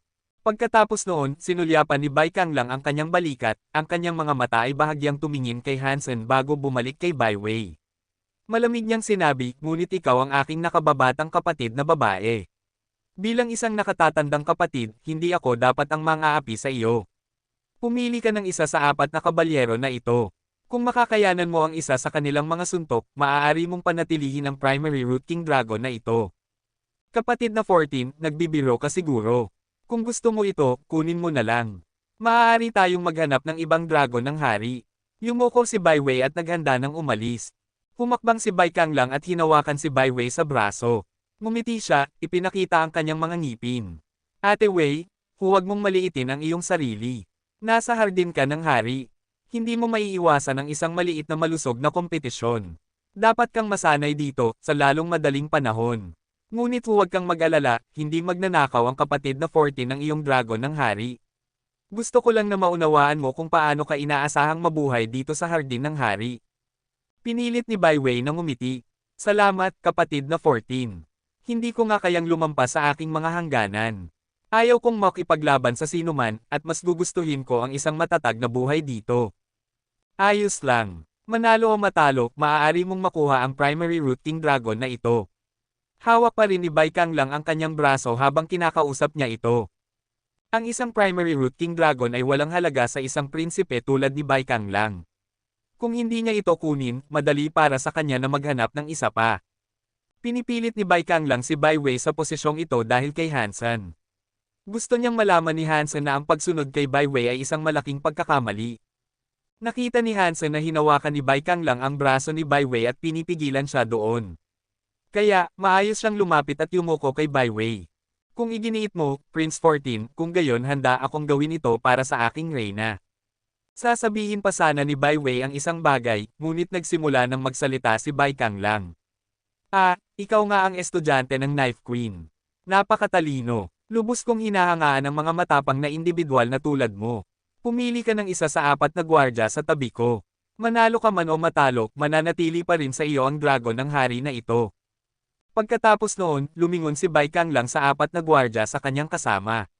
Si Hansen ay estudyante ng Knife Queen. Magkaibigan ako at ang Knife Queen. Hindi ninyo dapat masyadong saktan ng kanyang estudyante, kaya pakisuyong huwag kayong mag-overkill sa inyong mga kapangyarihan. Sige. Tiningnan ni Hansen ang 4 na gwardya at nag-alinlangan. Pumunta siya sa babaeng gwardya ng Extreme King at sinabi, kung maaari. Red Sleeve? Huwag mo siyang saktan, matatag na sinabi ni Baikang lang sa babaeng gwardya. Opo, sagot ng babaeng gwardya. Naglakad siya sa harap ni Kang Lang upang tumayo mismo sa harap ni Hansen. Ako si Hansen. Ano ang iyong pangalan? Binati ni Hansen ang babaeng gwardya. Hindi talaga mahalaga kung aling gwardya ang kanyang pipiliin. Ang bawat isa doon ay mas mataas ang antas kaysa sa kanya. Pinili niya ito dahil sa tingin niya ay pamilyar ito. Hindi lang niya maalala kung saan niya ito nakita noon. Sa paggawa nito, umaasa siyang ma-jog ang kanyang memorya at kumpirmahin ang kanyang pakiramdam ng pagiging pamilyar. Red Sleeve? Maikling sagot ng babaeng gwardya. Itinaas niya ang kanyang kamao at sinabi, kung kaya mong tanggapin ang aking suntok ng hindi nahuhulog, kung gayon nanalo ka. Pagkatapos noon, ang kamao ay nagsimulang lumiwanag. Ang liwanag ay parang buwan, at saan man sumisikat ang buwan, ang tela ng kalawakan ay nababaluktot. Inilipat ni Hansen ang kanyang katawan ng kaunti. Pakiramdam niya ay parang hinihila ang lugar sa paligid niya. Matapos niyang ilipat ang kanyang katawan, nasa lugar pa rin siya kung saan siya noon. Kapangyarihan ng kalawakan. Nagulat si Hansen. Ang kamao ni Red Sleeve ay sumugod patungo sa kanya. Parang isang buwan na nahuhulog. Gumalaw si Hansen, ngunit ang kanyang mga kapangyarihan ay tila naglolok sa kanya sa lugar. At ang buwan na iyon ay papalapit na. Sumungkit si Hansen at tiningnan ang paparating na buwan na iyon. Kung hindi niya ito maiiwasan, kung gayon hindi na siya iiwas. Itinaas niya ang isang kamao at sinuntok ang buwan. Mukhang may sakit si Bai Wei. Si Red Sleeve ay isang piling tao na nasa antas ng hari. Maaaring kalahati na siyang Diyos. Samantala, si Hansen ay naging duke pa lamang. Gaano man siya kalakas, walang paraan na makikipaglaban siya kay Red Sleeve sa ganoong paraan. Alam na alam ni Bai Wei kung ano ang ginagawa ni Baikang lang sa lahat ng mga palabas na ito. Kung tatanggapin ni Hansen ang suntok na ito, siya ay malubhang masasaktan, kung hindi man ay papatayin ng tuluyan. Pang! Sa sandaling iyon, ang kamao ni Red Sleeve ay nakakontak sa kamao ni Hansen. Ang buwan ay nabasag na parang salamin, at ang kalawakan sa malapit ay nabasag din. Ang mga bitek ay tumatakbo sa katotohanan sa paligid ng katawan ni Hansen. Natulala si Bai Wei. Sigurado siya na hindi maglakas loob si Red Sleeve na pumatay ng sinuman sa loob ng hardin ng hari, ngunit ipinakita ng babae ang kanyang kapangyarihan na may malinaw na intensyon na pumatay. Ang katawan ni Hansen ay nawasak ng kapangyarihan ng kalawakan. Maliban na lang kung si Hansen ay may napakalakas na kapangyarihan sa muling pagkabuhay, wala siyang pagkakataong makarecover sa paglipas ng panahon, ang pamumuhay ay hindi na posible. Ang katawan ni Hansen ay napunit. Pagkatapos ay sumabog ang kanyang anyo na parang tubig na nagkalat saan man. Ngunit pagkatapos, isa pang imahe ni Hansen ang naging nakikita sa eksaktong parehong lugar kung saan siya noon. Perpekto ang kanyang kondisyon, at nakatayo lang siya doon. Ang Hansen na sinira ng buwan ay isang doppelganger lamang na ginawa gamit ang moon technique. Wala akong silbi. Parusahan mo ako, aking prinsipe. Mukhang nagulat si Red Sleeve. Yumuko siya sa harap ni Baikang lang upang humingi ng tawad. Ang doppelganger technique ni Hansen ay kamangha-manghang. Niloloko pa nga ako nito. Sa kasong iyon, hindi ko inaasahan na makikita mo ito. Iwinagayway ni Baikang lang ang kanyang kamay at sinenyasan siyang umatras. Ngumiti siya kay Hansen. Mas mahusay ka kaysa sa iyong guro. Hindi katakataka na ikaw ay estudyante ng Knife Queen. Sobrang close ko sa iyong guro. Kung may oras ka, dapat kang pumunta at dalawin ako. Pagkatapos noon, sinabi ni Baikang lang kay Bai Wei, Ate Wei, napakasaya ko na nagawa mong mag-enlist ng isang napakagaling na gwardya. Maaari mong makuha ang primary root king dragon na ito. Maghahanap ako ng isa pa. Magkikita tayo mamaya. Matapos umalis si Baikang lang, nagsalita si Bai Wei kay Hansen. Masyadong mapanganib iyon. Halos mamatay ka na. Ayos lang naman ako, hindi ba? Tumawa si Hansen. Habang ibinalik niya ang kanyang tingin kay Baikang lang, isang ekspresyon ng malalim na pag-iisip ang dumaan sa kanyang mukha. Kabanata 2309. Isinama ni Baikang lang ang kanyang 4 na gwardya habang siya ay naglalakad palayo. Tumingin siya ng matalim kay Red Sleeve at sinabi, sino ang nagsabi sa iyo na maaari kang gumawa ng nakamamatay na pag-atake kay Hansen? Marahil ay maaari nating baliwalain ang katotohanan na tinanggihan ng Knife Queen ang iyong alok, ngunit para sa duking iyon na suwayan ang iyong mga kagustuhan. Gusto ko lang magbigay ng halimbawa kung ano ang maaaring mangyari sa sinumang maglakas loob na tumawid sa iyo, sabi ni Red Sleeve habang nakayuko siya. Kaya ko nang alagaan ang aking sariling negosyo. Huwag mo na ulit gawin iyon, o titiyakin kung matatapos ang iyong buhay doon. Malamig na umungol si Baikang lang, at pagkatapos ay sinabi niya, mabuti na lang at hindi mo siya napatay. Kahit ako ay hindi makakapagpull ng sapat na strings upang mapatawad ka sa pagpatay sa isang tao sa hardin ng hari. Nagiging walang ingat ako. Parusahan mo ako. Mabilis na yumuko si Red Sleeve. Ano man, huwag mo na ulit gawin. Iwinagayway ni Baikang lang ang kanyang kamay at nagsimulang maghanap ng isa pang primary root king dragon. Dahil ang mga primary root king dragon ay lumilitaw sa iba't ibang lokasyon sa bawat oras, ang mga anak ng hari ay napipilitang maghanap ng bagong dragon ng hari sa bawat oras na gusto nilang mag-ensayo. Ang tanging ibang opsyon ay ang huwag nang umalis sa dragon ng hari kahit na ang puno ay hindi naglalabas ng gintong liwanag. Umakyat sina Hansen at Bai Wei sa kanilang primary root king dragon. Naghintay sila doon para sa isa pang pagkakataon na dalhin sa ilalim ng lupa. Sa kabutihang palad, ang mga anak ng hari lamang ang pinapayagang makapasok sa hardin ng hari at hindi marami sa kanila. Si Haring Bai ay may 100 anak lamang. May kaunting swerte sina Hansen at Bai Wei. Bukod kay Baikang lang, wala silang nakitang ibang mga anak ng hari. Walang lumitaw sa susunod na 10 oras, at naisip ni Hansen na ang kanilang pagsasanay ay maaaring maging maayos. Ngunit pagkatapos ay may napansin siyang mabilis na lumilipad patungo sa kanya. Bai Watchang. Sabi ni Hansen, nagulat sa biglaang paglitaw ng lalaki. Ito ay ang parehong lalaki na nakilala niya sa istasyon ng kalawakan. Malinaw na si Bai Watchang ay darating upang makita si Hansen. Namutla si Bai Wei nang makita niya itong paparating, ngunit huli na upang tumakbo. Hansen, bakit hindi ka pumunta nang tanungin kita? Nakasabit sa ere si Bai Watchang, nakatingin kay Hansen. Hindi ako pumayag na pumunta. Itinaas ni Hansen ang kanyang mga kamay habang nagsasalita siya. Nang marinig ni Bai Watcheng si Hansen, hindi gumalaw ang isang kalamnan sa kanyang mukha. Ang kanyang mga tampok ay kasing tahimik ng bato na nagbigay sa kanya ng isang mahusay na poker face. Kung gayon, paano kung tayo ay makipaglaban dito? Ako ay gwardya ni Bai Wei, hindi isang gladiator sa stadium. Hindi ako tatanggap bago pa matapos si Hansen, winasiwas ni Bai Watcheng ang kanyang kutsilyo sa kanya. She asterisk T. Ang lahat ba sa Extreme King ay ganito kawalang katwiran? Kinuha ni Hansen ang ghost teeth knife upang harangan ang biglaang pag-atake ni Bai Watchang. Klang! Nagbanggaan ang mga kutsilyo. Si Bai Watchang ay nagwawasiwas pababa, habang si Hansen ay nagtutulak pataas. Ang mga hangin ng lila at puting kutsilyo ay nagbanggaan. Ang mga hangin ng kutsilyo ay nabasag at kumalat saan man. Dahil si Hansen ay nakatayo sa ibabaw ng ulo ng dragon ng hari, ang nabasag na hangin ng kutsilyo ay tumama sa primary root king dragon at Jin Aisang ang natutulog na hayop. Umijing ang primary root king dragon. Tumaas ang katawan nito, at ang mga gintong kaliskis ng dragon ay nanginginig habang iniwagayway nito ang ulo nito. Hindi mailabas ng primary root king dragon ang kapangyarihan nito, ngunit kahit na ang pisikal na lakas nito ay nakakatakot. Ang kapangyarihan ng pag-iwas nito sa ulo ay may kakayahang basagin ang tela ng kalawakan. Lumikha ito ng isang teleportation at shadow effect na nag-iiwan ng mga after images ng ulo nito habang gumagalaw ito. Sina Hansen, Bai Wuchang, at Bai Wei ay natapon. Si Bai Wuchang ay halos hindi napansin. Muli niyang winasiwas ang kanyang kutsilyo kay Hansen mula sa ere. Ang kanyang kutsilyo ay parang yelo. Ang talam ay napakalamig, ngunit ang kapangyarihan na inilabas nito ay tila minimal. Hindi ito naglalabas ng kapangyarihan ng yelo. Napakakakaiba. Ang ghost teeth knife ni Hansen ay tumama sa kutsilyo ni Bai Wuchang ng 2 beses, at wala sa kanila ang tila may bentahe sa isa't isa. Umijing ang primary root king dragon at sinubukang lumunin sila. Iwinagayway ni Hansen ang kanyang mga pakpak at nag-teleport. Gusto niyang makalayo sa galit na primary root king dragon na iyon, ngunit si Bai Wuchang ay walang pakialam na sumugod sa kanya ng walang pakialam sa anumang bagay. Patuloy siyang hinahabol ni Bai Wuchang, at patuloy na sinubukan silang lumunin ng dragon ng hari. Iyon ay nagalit kay Hansen.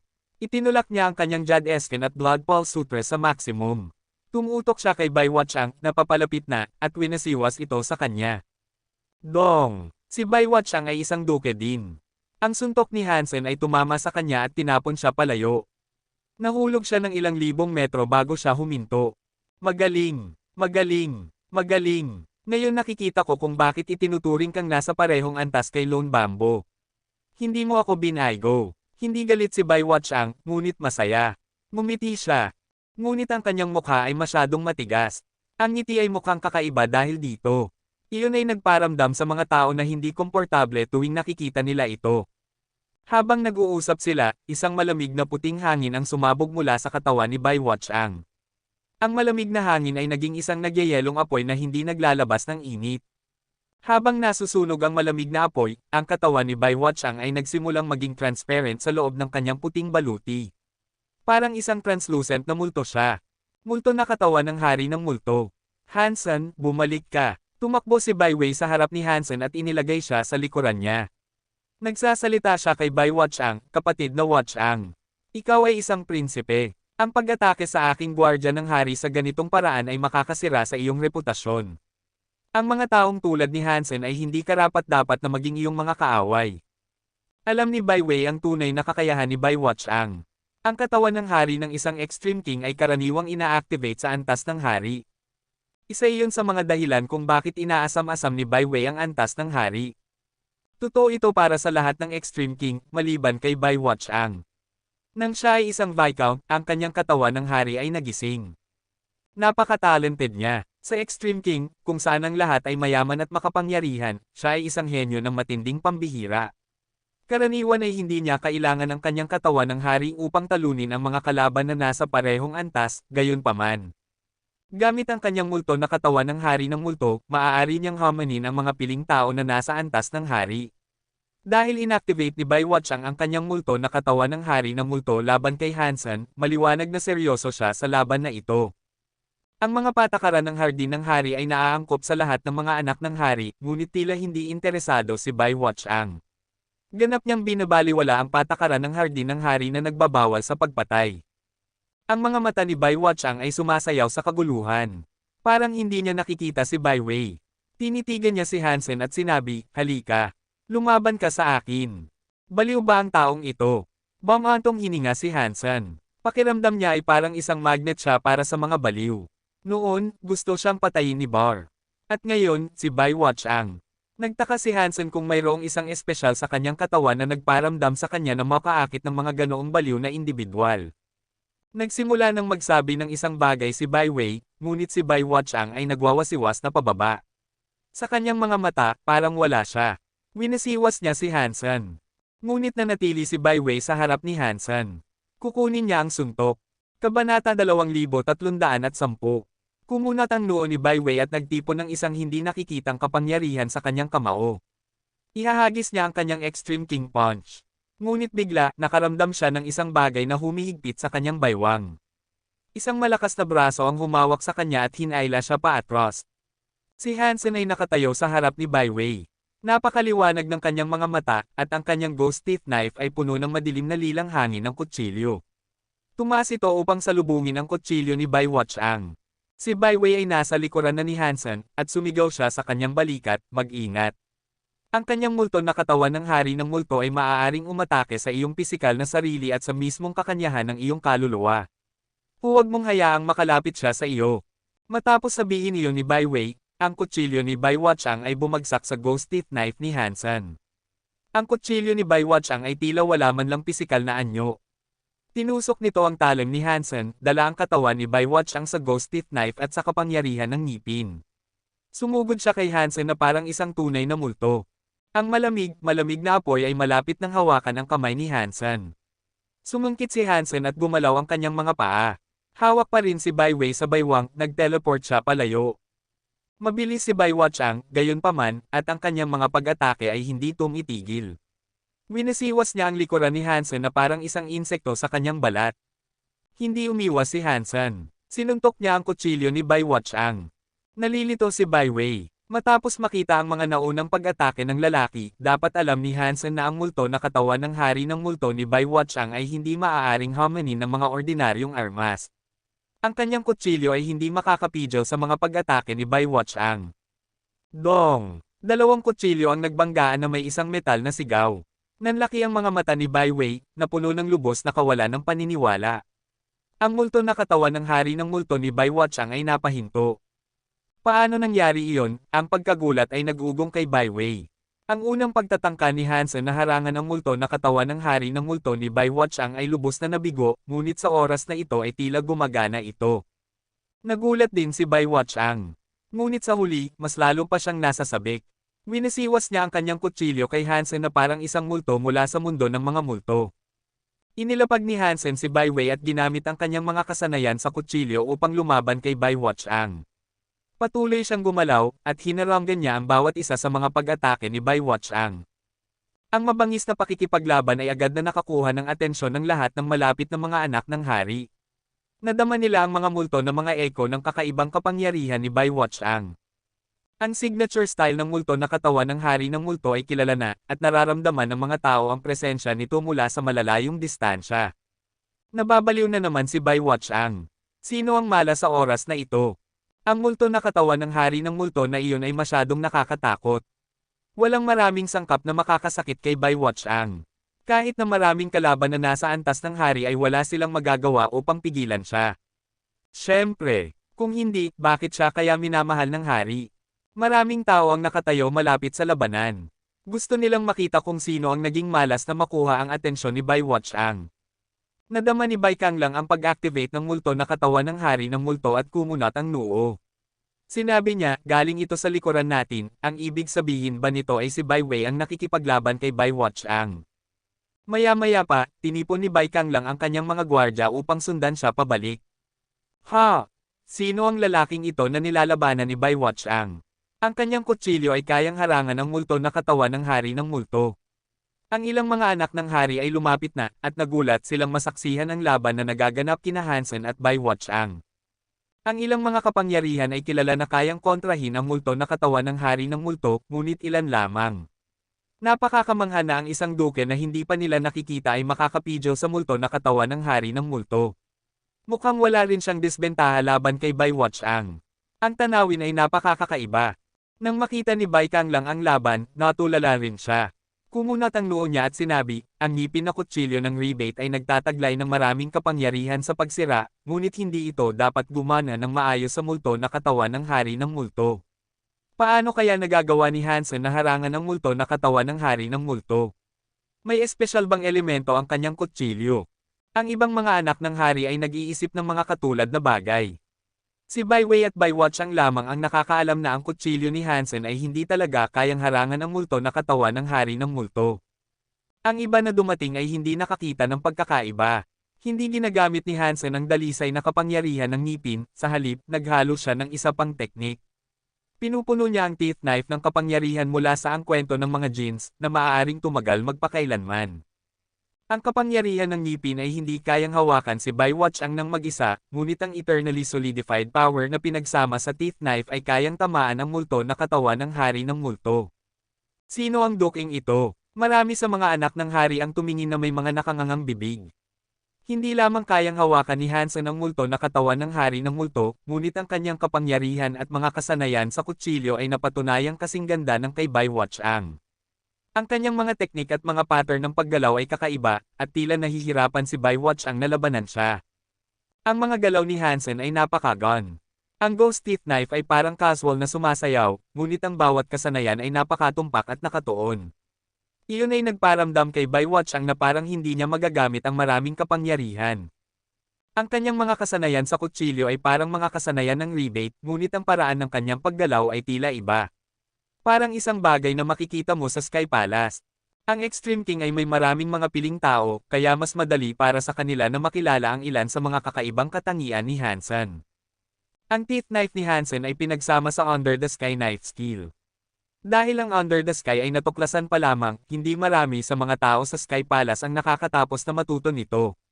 At kaya, hindi marami ang nakakakita nito noon. Ngunit dahil doon, nahulaan ng mga tao na ito ay isang kasanayan na ipinanganak sa Sky Palace. Magaling! Saan galing ang duking ito? Napakahusay ng kanyang mga kasanayan sa kutsilyo. Kung pinag-uusapan lang natin ang kanyang mga kakayahan gamit ang isang kutsilyo, masasabi kong mas malakas siya kay Baywatch Ang. Saan galing ang isang napakalakas na duke na tulad nito? Interesante kung sino ang gwardya ng anak ng hari siya. Kuwait. Biglang umatras si Hansen at winasiwas ang Ghost Teeth Knife pasulong. Ang madilim na lilang mga sutla ng kutsilyo ay lumutang mula sa kalawakan, manipis at kalahating transparent. Nagsama-sama sila at nagsimulang itali si Baywatch Ang. Ang katawan ni Baywatch Ang ay nahuli ng ulap ng mga sutla ng kutsilyo. Hindi siya makagalaw, at nakatali siya sa ere. Umijing si Baywatch Ang sa kalangitan na parang isang hayop, at ang kanyang malamig na apoy ay sumiklab ng mas mataas. Pinutol niya ang mga sutla ng kutsilyo sa kanyang katawan, pagkatapos ay mabilis na sumugod kay Hansen. Gumalaw si Hansen. Ang kanyang Ghost Teeth Knife ay tila nagwawasiwas ng paikot-ikot, casual. Ang mga sutla ng kutsilyo ay patuloy na lumilitaw sa paligid ni Baywatch Ang, gayunpaman, at parang maraming spiderweb ang nahuhulog sa kanya. Pinalilimitahan nito ang kanyang katawan, na nililimitahan ang kanyang kakayahang lumaban. Bagaman pinipilit ni Baywatch Ang na sumabog ang kanyang kapangyarihan upang putulin ang mga sutla ng kutsilyo na nakabalot sa kanya, hindi niya maabot si Hansen. Maraming beses siyang sumaire sa mga lambat, ngunit nagsisimula na siyang mahirapan sa pagtawag ng sapat na lakas. At habang nasasaktan siya, nawawalan siya ng mas marami sa kanyang mga reserba ng kapangyarihan. Hindi nagtagal, ang malamig na apoy ni Baywatch Ang ay naging hindi matatag. Kumikislap ito ng ligaw, na nagparamdam na ang semi-transparent na katawan ay solid. Ang Ghost Teeth Knife ni Hansen ay itinulak pasulong. Ang katawan ni Baywatch Ang ay mahigpit na nakatali, at sa oras na ito, gaano man kahirap ang kanyang pagsubok, si Baywatch Ang ay wala ng kapangyarihan upang palayain ang sarili. Hindi na niya mababasag ang mga sutla ng kutsilyo na naglock sa kanya sa lugar. Ang mga sutla ng kutsilyo ay muling nakaayos upang isabit siya ng nakabaligtad. Hindi na niya mapapalaya ang sarili. Lahat ng mga anak ng hari ay tila nagyayelo.